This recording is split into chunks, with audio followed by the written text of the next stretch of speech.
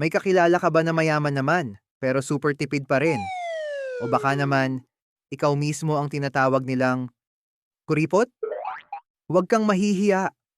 Dahil sa totoo lang, ang pagiging kuripot ngayon, yan ang totoong sikreto para mabilis na yumaman at makaipon ng malaki.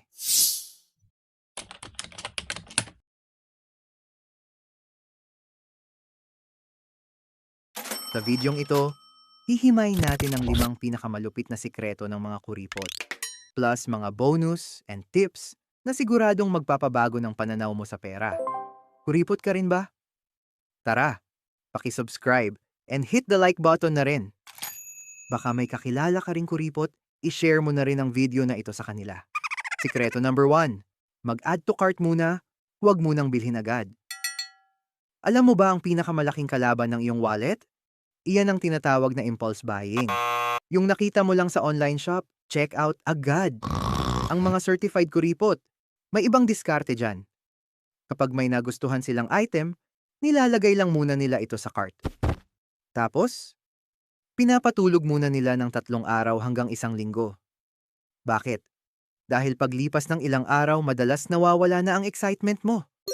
Marirealize mo na hindi mo naman pala talaga kailangan ng bagay na yon. Sa paraang ito, hindi ka mabubudol. At dyan magsisimula ang self-control. Sekreto number 2. Huwag lalagpas sa 100 pesos ang isang meal. Kung araw-araw kang nag-order sa mga food delivery apps o kumakain sa fast food, mabilis na mauubos ang sahod mo. Ang diskarte dito, maghanap ng masasarap na karinderya malapit sa inyo. O mas maganda, matutong magbaon ng lutong bahay. Ang 100, malaki na ang nararating niyan kung marunong kang mag-budget. Sikreto number 3. Huwag bumili ng mga branded. Aminin natin, masarap sa pakiramdam ang may sikat na logo ang suot o gamit mo. Pero ang tanong, para ba ito sa kailangan o para lang sa flex? Ang mga totoong kuripot, hindi sila nahuhulog sa patibong ng mga mamahaling brand. Ang tinitingnan nila ay ang quality, hindi ang pangalan.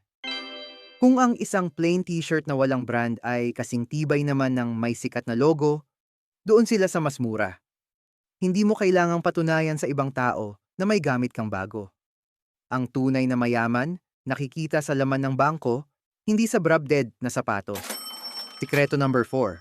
Huwag sumakay kung malapit lang ang iyong workplace o destinasyon. Sino dito yung kahit 2 kanto lang ang layo ng pupuntahan, nagta-tricycle o nagbubook pa ng ride? Malaking bawas yan sa ipon mo kada buwan. Ang mga kuripot, ginagawa nilang exercise ang pagtitipid. Kung kaya namang lakarin ng 10 hanggang 15 minuto, nilalakad na lang nila ito. Bukod sa nakatipid ka na sa pamasahe, nakatulong ka pa sa kalusugan ng iyong katawan at puso. Kaya bukas, ihanda na ang iyong rubber shoes at payong.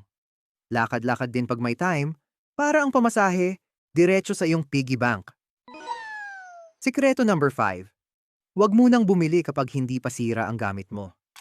Ito ang ultimate rule ng mga wais sa pera. Lumabas lang ang iPhone 17.